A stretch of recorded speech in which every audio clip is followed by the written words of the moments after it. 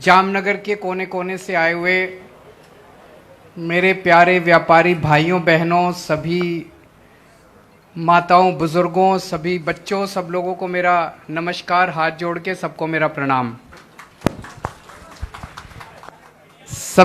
Media वालों को भी तहे दिल से बहुत बहुत शुक्रिया। मीडिया वालों को भी प्रणाम।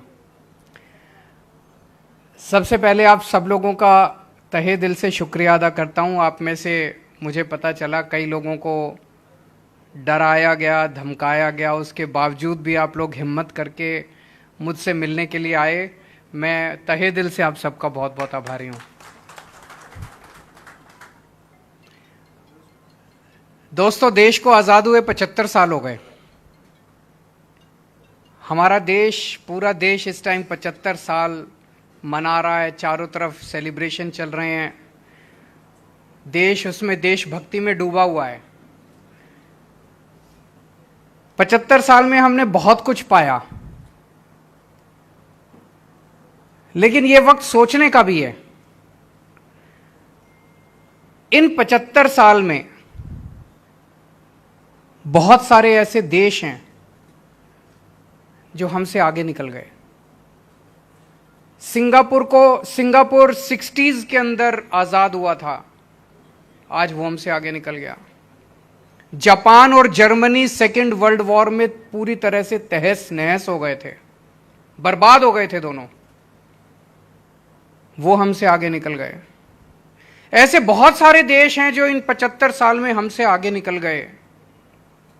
हम पीछे क्यों रह गए? हमारे में क्या कमी है? भगवान ने हमको सब कुछ दिया है। भगवान ने, मैं हमेशा कहता हूं, जब पृथ्वी की रचना की तो भगवान ने सबसे खूबसूरत और सबसे अच्छी जगह भारत को बनाया। हमें पहाड़, नदियां, जड़ी बूटी, फसलें, मिनरल्स, सब कुछ दिया, समुद्र, सब कुछ दिया। क्या नहीं दिया भगवान ने? कोई कमी नहीं छोड़ी भगवान ने अपनी तरफ से। और जब भगवान ने पृथ्वी के ऊपर इंसान की रचना की, आदमी की रचना की, आदमी को बनाया, तो सबसे इंटेलिजेंट आदमी उसने भारत के लोगों को बनाया। हमारे भारत के लोग पूरी दुनिया में घूमते हैं। आप जितनी मल्टीनेशनल कंपनीज हैं, बड़ी बड़ी कंपनीज हैं, उठा के देख लो, सबके टॉप के ऊपर आपको इंडियन बैठा हुआ मिलेगा। फिर हमारा देश पीछे क्यों रह गया? गुजरात के लोग उद्यमी हैं, इंडस्ट्रियलिस्ट हैं, व्यापारी हैं, मेहनती हैं, व्यापार करना जानते हैं, इंडस्ट्री चलाना जानते हैं। पूरी दुनिया में जब जाते हैं तो देश का नाम रोशन करते हैं गुजरात के लोग। लेकिन जब अपने देश में आते हैं, गुजरात में आते हैं, तो उनको कहा जाता है, खबरदार केजरीवाल की मीटिंग में गए तो। इसलिए हमारा देश पीछे रह गया। हम आपस में लड़ते रह गए। हम गंदी राजनीति का हिस्सा बन के रह गए। अगर इन्हीं लोगों के भरोसे देश छोड़ दिया तो दोस्तों 75 साल और पीछे रह जाएंगे। अब जरूरत है, देश के लोगों को खड़ा होना पड़ेगा। 130 करोड़ लोगों को खड़ा होना पड़ेगा। इस देश को लोग आगे लेके जाएंगे, नेता और पार्टियां आगे लेके नहीं जाएंगी। हमारे पास बेस्ट इंजीनियर हैं, बेस्ट डॉक्टर हैं, बेस्ट बिजनेसमैन हैं, बेस्ट किसान हैं, बेस्ट प्रोफेशनल्स हैं, बेस्ट वकील हैं, बेस्ट डॉक्टर हैं। फिर भी हम पीछे क्यों हैं? इसलिए कि हमारे देश की राजनीति बहुत खराब है। इस राजनीति को ठीक करना पड़ेगा। दिल्ली के अंदर हम लोगों ने 5 साल के अंदर, पहले मैं भी एक आम आदमी हूं, मैं कभी जिंदगी में नहीं सोचता था मैं राजनीति में आऊंगा। किस्मत ने ऐसा पलटा खाया कि लोगों का प्यार मिला, किस्मत पलटी और दिल्ली का मुख्यमंत्री बन गया। पहले मैं सोचता था कि कुछ ज्यादा ही मुश्किल होता होगा सरकार चलाना, जो समस्याएं समाधान नहीं हो रहा। मैं दिल्ली की झुग्गियों में काम किया करता था पहले।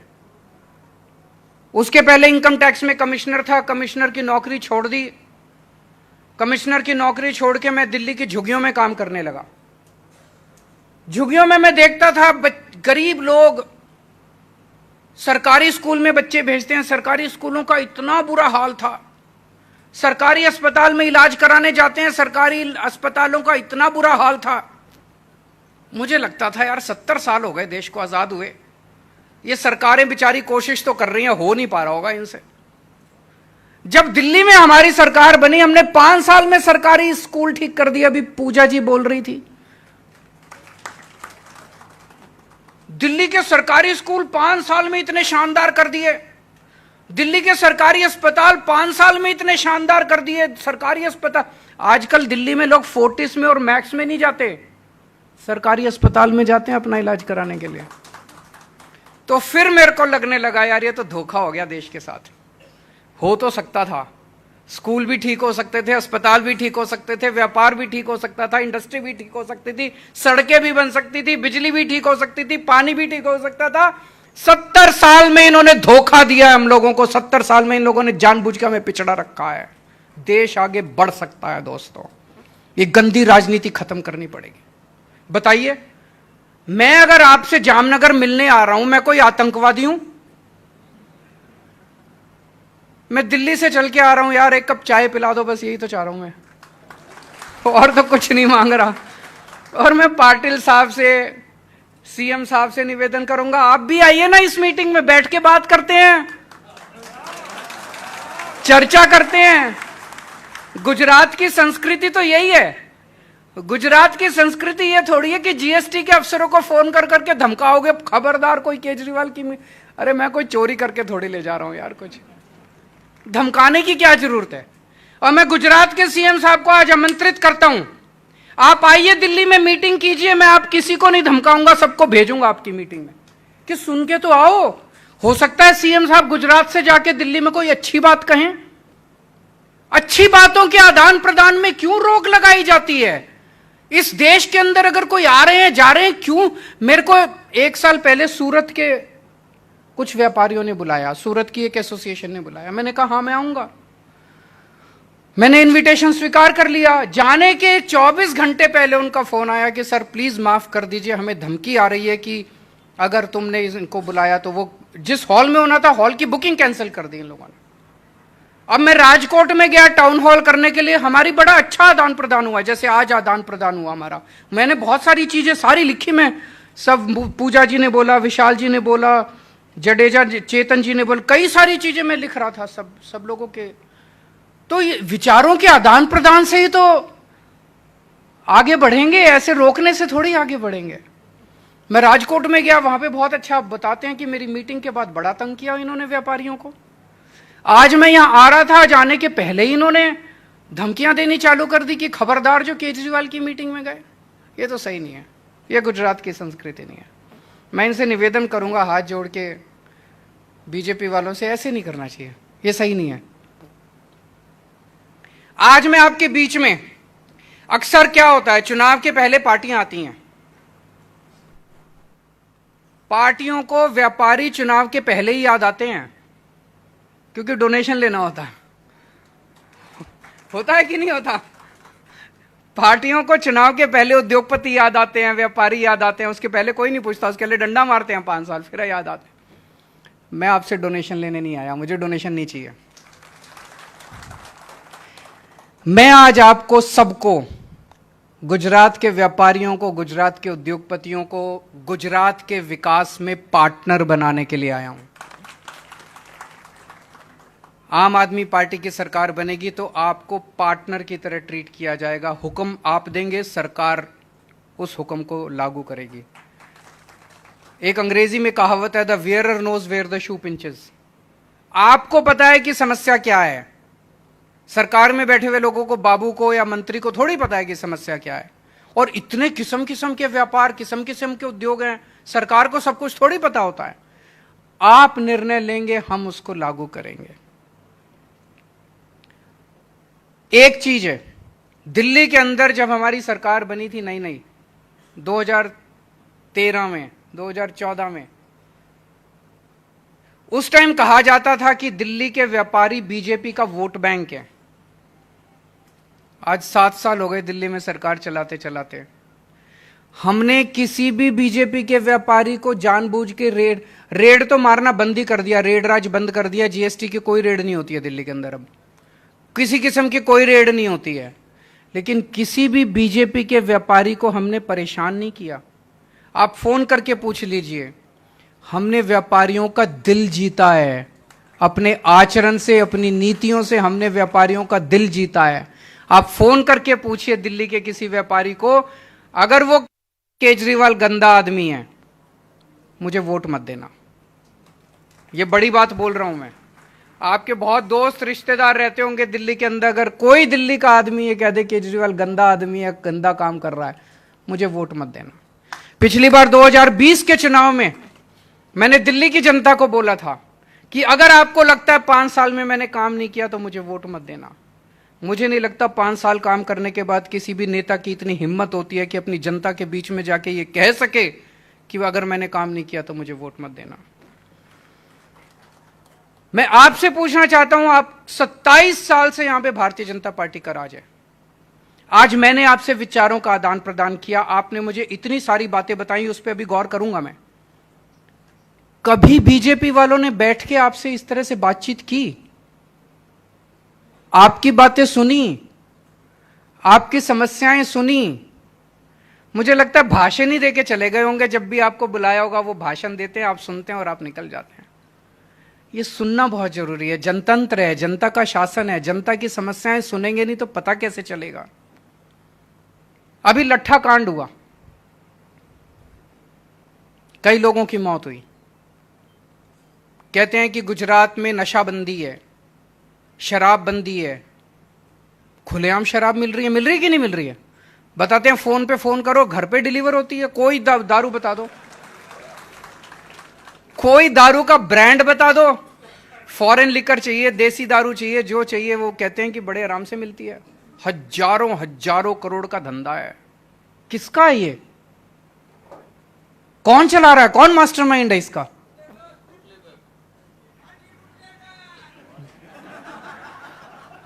सबको पता है, सबको पता है। अब जब ये लट्ठा कांड हुआ, कई लोगों की मौत हुई, कई लोग अस्पताल में एडमिट थे। मैं उनसे मिलने के लिए गया, उनसे पूछा मैंने कहा कि कहां से आई शराब? कहते हैं सर रोज आती है। मैंने कहा छुप के देके जाता? कहता नहीं, खुलेआम गांव में बिकती है, रोज आती है, रोज गांव में बिकती है। खुलेआम दारू बिक रही है तो ऐसा तो नहीं पता हो सकता कि सरकार को नहीं पता? सरकार को तो पता है। इसका मतलब पूरे प्रशासन की मर्जी से चल रहा है, प्रशासन की भागीदारी से चल रहा है।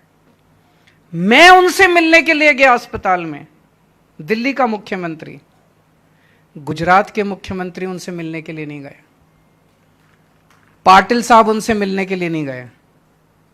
हर चीज तो वोट के तराजू में नहीं तोलनी चाहिए ना, इंसानियत भी तो कुछ होती है। अपने ही तो राज्य के लोग हैं, अपने ही तो देश के लोग हैं, जाने में क्या हर्ज है? ये थोड़ी देखना चाहिए कि वोट मिलेगा कि नहीं मिलेगा, कितने वोट जाएंगे, कितने वोट आए। हर चीज वोट से नहीं होती, इंसान है, इंसानियत है। आजकल रेवड़ी की खूब चर्चा हो रही है पूरे देश के अंदर। फ्री की रेवड़ी, फ्री की रेवड़ी, फ्री की रेवड़ी। हमने दिल्ली में सरकारी स्कूल बहुत शानदार कर दिए।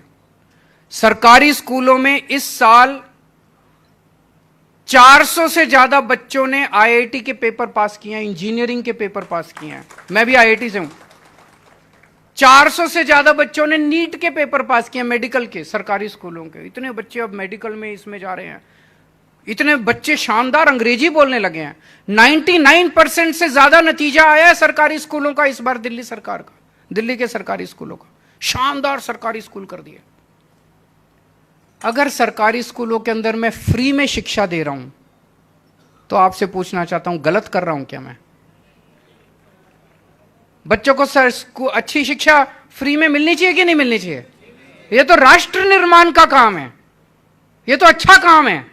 अगर हम अपने बच्चों को अच्छी शिक्षा दे रहा हूं, मैंने अच्छी शिक्षा कर दी और फ्री में दे रहा हूं, बताओ क्या गलत काम कर रहा हूं? पहले दिल्ली के सरकारी अस्पतालों का बहुत बुरा हाल था, टूटे फूटे थे, दवाइयां नहीं मिलती थी, मशीनें खराब थी, एक्सरे की, एमआरआई की मशीनें खराब पड़ी। मैंने सब ठीक कर दिया, सेंट्रली एयर कंडीशन बना दिए सारे सरकारी अस्पताल, मोहल्ला क्लिनिक खोल दिए, सारी दवाइयां फ्री मिलती हैं। दिल्ली में 2 करोड़ लोग रहते हैं। हमने पॉलिसी बना दी कि हर आदमी और हर औरत और हर बच्चे का इलाज मुफ्त होगा, चाहे 10 लाख रुपए का खर्चा है, चाहे 40 लाख रुपए का खर्चा है, चाहे 10 रुपए का खर्चा है। एक क्रॉसिंग से लेके और ट्रांसप्लांट तक सब कुछ मुफ्त है, चाहे अमीर हो चाहे गरीब हो। हम ये नहीं पूछते कि तुम अमीर हो, बीपीएल का कार्ड लाओ, हम ये नहीं पूछते। 2 करोड़ लोगों का इलाज अगर हमने मुफ्त कर दिया, बताइए मैंने क्या गलत किया? कहते हैं फ्री की रेवड़ी बांट रहा है केजरीवाल। होना चाहिए कि नहीं होना चाहिए?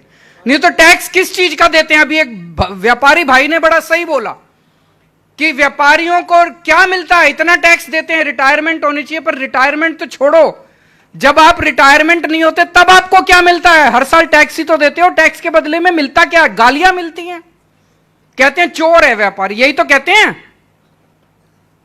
अगर मैंने सबका इलाज मुफ्त कर दिया, सबकी शिक्षा मुफ्त कर दी, बताइए मैंने क्या गलत किया? कहते हैं केजरीवाल फ्री की रेवड़ी बांट रहा है। 300 यूनिट बिजली मुफ्त कर दी, पंजाब में 300 यूनिट, दिल्ली में 200 यूनिट। 200 यूनिट हर परिवार को मुफ्त बिजली मिलती है, 200 यूनिट हर परिवार को मुफ्त। लेकिन ऐसा नहीं है कि बिजली आती नहीं है, 24 घंटे बिजली आती है। पहले नहीं आती थी, अब 24 घंटे बिजली आती है, मुफ्त बिजली आती है। कहते हैं घाटे में चले जाएगा बजट। पंजाब में अभी नई नई सरकार बनी है, फर्स्ट क्वार्टर 1 अप्रैल मई जून, 1 अप्रैल से 30 जून तक का जो बजट है पंजाब सरकार का, पिछले साल 15,000 करोड़ का रेवेन्यू आया था, हमारी सरकार बनते ही 21,000 करोड़ का रेवेन्यू आ गया। फ्री बिजली देने का खर्चा निकल गया हमारा। ईमानदार लोग हैं, ईमानदारी से सरकार चलाते हैं। जब ईमानदारी से सरकार चलाते हैं तो जनता भी टैक्स देती है, खर्चा निकल गया। दिल्ली का बजट, सीएजी की रिपोर्ट में लिखा है, दिल्ली का बजट अकेला पूरे देश में दिल्ली का बजट है जो कि नफे में चल रहा है, घाटे में नहीं चल रहा। गुजरात सरकार के ऊपर 3.5 लाख करोड़ का कर्जा है, दिल्ली सरकार के ऊपर कोई कर्जा नहीं है, सारा कर्जा खत्म। सारी चीजें फ्री दे रहा हूं खूब। इन लोगों ने अपने दोस्तों के 11 लाख करोड़ रुपए माफ कर दिए। मैं आपसे पूछना चाहता हूं, वो ठीक है कि बच्चों को फ्री एजुकेशन देना ठीक है? मैं अब इस पे आता हूं। कई लोगों ने बड़ी अच्छी अच्छी बातें कही। एक कहा कि ट्रिब्यूनल नहीं बनाया इन्होंने, बहुत सारी बातें ये है, जानबूझ के भ्रष्टाचार करने के लिए सिस्टम बनाया जाता है। इन्होंने बताया ट्रिब्यूनल नहीं बनाया, ट्रिब्यूनल नहीं बनाया तो लोग तंग होते हैं, लोग तंग होते हैं तो रिश्वत देते हैं, रिश्वत देते हैं तो रिश्वत ऐसे ही थोड़ी है, ऊपर तक जाता है पैसा। जाता है कि नहीं जाता है? पैसा ऊपर तक जाता है, मंत्री तक जाता है, तभी तो रिश्वत चल रही है। अगर मंत्री को पैसा नहीं चाहिए तो फिर रिश्वत क्यों चले? क्यों रिश्वत नहीं चलेगी? जानबूझ तो ट्रिब्यूनल बनाएंगे, हमारी सरकार बनेगी तो ट्रिब्यूनल बनाएंगे। एक भाई ने बड़ा अच्छा हिंदी के बारे में और अंग्रेजी के बारे में बात की उन्होंने, मुन्ना भाई थे शायद। उन्होंने कहा कि अंग्रेजी का पूरा सिस्टम क्यों चालू है। मुझे लगता है आजादी के वक्त हमसे कुछ, जब हम देश आजाद हुआ, कुछ गलतियां हुई। मुझे लगता है हमने पूरा का पूरा अंग्रेजों का सिस्टम लागू रखा।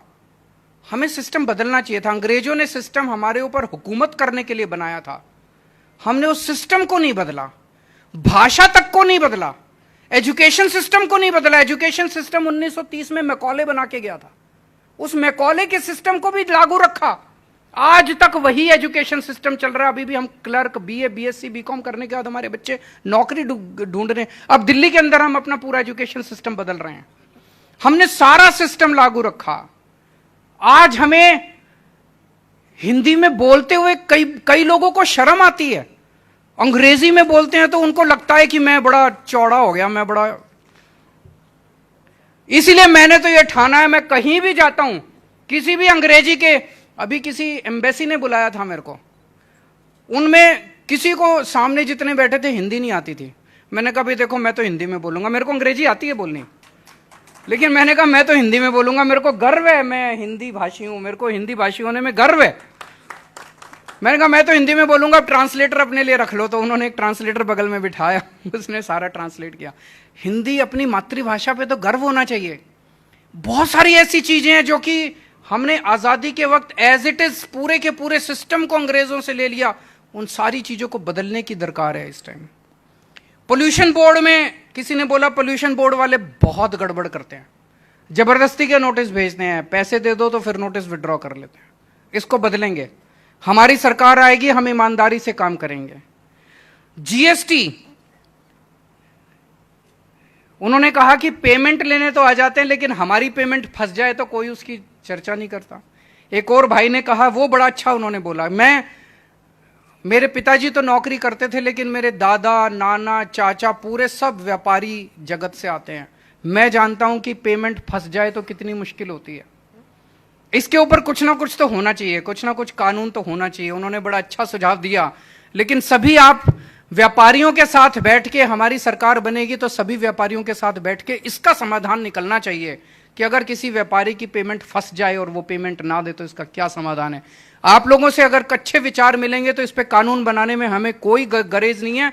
मुझे लगता है गुजरात में कानून बनेगा तो पूरे देश को उससे दिशा मिलेगी, पूरे देश के अंदर उस किस्म के कानून बनने चालू होंगे। पूजा जी ने एजुकेशन के बारे में बात की, हमारी सरकार बनेगी तो गुजरात के भी एजुकेशन को बदलेंगे। चेतन जी ने कहा कि 4 साल के बाद नोटिस देते हैं, उस अफसर के ऊपर तो एक्शन होना चाहिए। 4 साल सो रहे थे क्या तुम? 4 साल कर क्या रहे थे तुम? कमोडिटी एक्सचेंज, ये बहुत बड़ा मुद्दा है। इसमें मतलब ना आदमी के पास कुछ नहीं है, बैठ जाते हैं कंप्यूटर पे सवेरे सवेरे और शाम तक लिया बेची करते रहते हैं, और ना माल है, ना इधर माल है, ना उधर माल है, बस केवल इसके ऊपर तो एक्शन होना चाहिए। इसकी वजह से बिल्कुल सही कहा, महंगाई का एक बहुत बड़ा कारण ये कमोडिटी एक्सचेंज है। हैं जी? हाँ जी,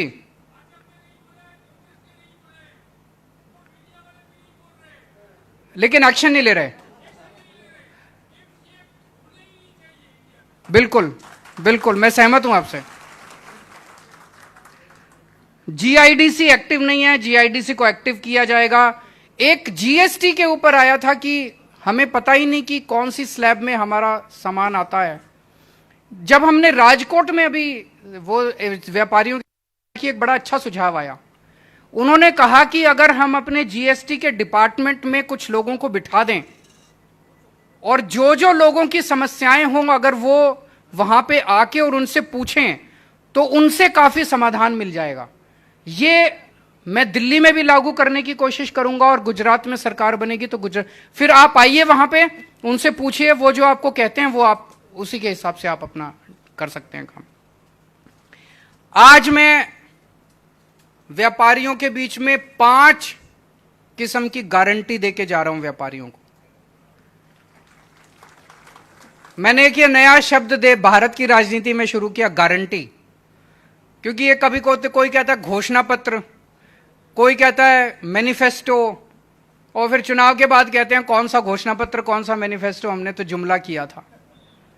तो हमने कहा गारंटी, केजरीवाल की गारंटी, जैसे होता था ना फेविकोल का जोड़ है ये टूटेगा नहीं, तो केजरीवाल की गारंटी है ये कभी टूटेगी नहीं।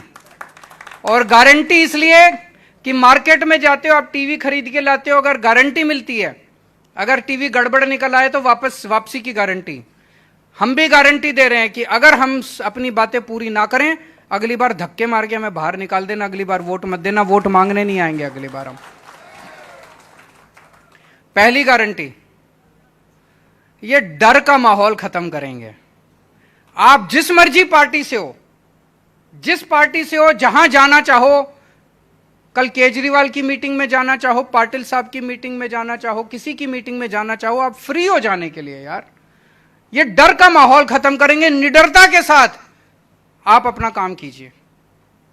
दूसरी गारंटी, व्यापारियों को इज्जत देंगे। व्यापारी पैसा कमा लेता है, इज्जत का भूखा होता है, उसको कोई सरकार इज्जत नहीं देती। मैं इनकम टैक्स में होता था, पहले इनकम टैक्स में कमिश्नर की नौकरी करता था। एक माहौल पूरे देश में ऐसे बना दिया गया है कि व्यापारी तो चोरी करता है, व्यापारी सबसे ज्यादा मेहनत करता है, 24 घंटे मेहनत करता है, खून पसीना बहाता है, उसके बाद टैक्स देता है, उसके बाद दान पुण्य करता है, उसके बाद व्यापारी सबसे ज्यादा मेहनत करता है। व्यापारी को इज्जत देंगे, उद्योगपतियों को इज्जत देंगे। तीसरी बात, रेड राज बंद करेंगे, कोई रेड नहीं होगी इसके बाद। ये मैं दिल्ली के अपने एक्सपीरियंस से बता रहा हूं। जब हमने दिल्ली में नई नई सरकार बनाई, हमने कहा कोई रेड नहीं होगी। कई सारे हमारे अफसर आए, सर ये ऐसे तो ये व्यापारी चोरी करना चालू कर देंगे। मैंने कहा भरोसा रखो, व्यापारियों पे भरोसा रखो, सब देंगे पैसा। आप यकीन नहीं करोगे, जब हमारी सरकार बनी थी 30,000 करोड़ का दिल्ली का टोटल रेवेन्यू था। आज 7 साल में 75,000 करोड़ रेवेन्यू हो गया। हमने कोई रेड नहीं मारी, व्यापारी खुद ब खुद दे रहे हैं। कि देख रहे हैं व्यापारी कि केजरीवाल स्कूल भी ठीक कर रहा है, अस्पताल भी ठीक कर रहा है, बिजली भी दे रहा है, पानी भी दे रहा है, हमारे भले का काम कर रहा है। व्यापारी खुद ब खुद देना चाहता है। वो कहता है यार तुम अपने दफ्तर में बैठो, मेरे को तंग मत करो। बस एक ही शर्त होती है व्यापारी की, मेरे को तंग मत करो। रेड राज बंद करेंगे, भ्रष्टाचार बंद करेंगे। और दिल्ली में हमने एक नई किस्म की योजना, पूरी दुनिया में, वो पूरे दुनिया में केवल दिल्ली में है, हमने शुरू की है door step delivery of services. इसका मतलब है जैसे आप पिज्जा ऑर्डर करते हो, कैसे करते हो? एक फोन नंबर होता है, उस पर आप फोन करते हो, बोलते हो मेरे को फलाना फलाना पिज्जा चाहिए, आधे घंटे के अंदर आपका पिज्जा आपके घर में आ जाता है।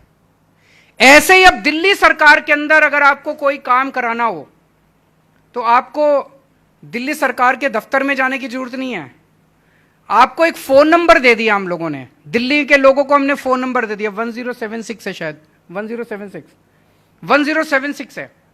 दिल्ली में जाओ तो वहां काम करता है, यहां पे काम नहीं करेगा।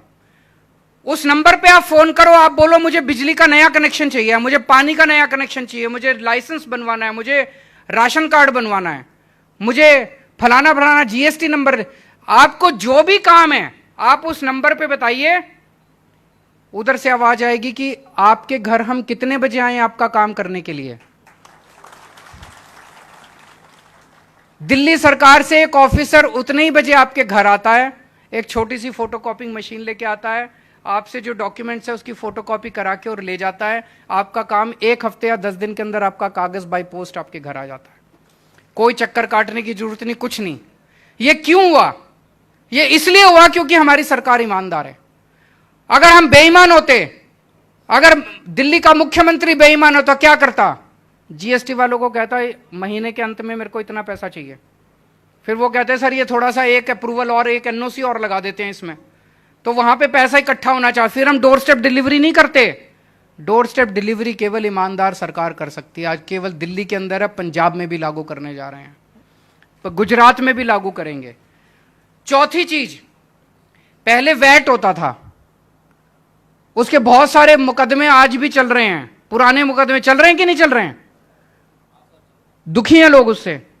तो वैट एमनेस्टी स्कीम लाई जाएगी, पुराने सारे मुकदमे खत्म किए जाएंगे, आपको एक मौका दिया जाएगा और वैट एमनेस्टी स्कीम लाई जाएगी। और जितने पेंडिंग वैट के रिफंड हैं वो 6 महीने के अंदर सारे वैट के रिफंड आप लोगों को दे दिए जाएंगे। और आखिरी 5वीं चीज, आपको पार्टनर के रूप में, आज यहां पे कोई सारी बातें तो आई नहीं, इतने किस्म के व्यापार, इतने किस्म के उद्योग, रोज कोई ना कोई समस्या, तो एक बॉडी बनाएंगे, एडवाइजरी बॉडी आप लोगों की, हर सेक्टर के उसमें रिप्रेजेंटेटिव होंगे। आप लोग उसमें हमें बताएंगे सरकार को कि ये काम कीजिए, और वही काम सरकार करेगी। सरकार पे आपका डिसीजन बाइंडिंग होगा, आपको पार्टनर के रूप में ट्रीट किया जाएगा। तो ये 5 गारंटी मैं आज आपको देके जा रहा हूं। और फिर से मैं गुजरात के विकास में आप लोगों को पार्टनर बनाने के लिए आया हूं। आज आप लोग आए, इतनी बड़ी संख्या में आए, सभी डर और धमकियों को सहन करके आए, इसके लिए मैं आपका बहुत बहुत शुक्रगुजार हूं। बहुत बहुत शुक्रिया।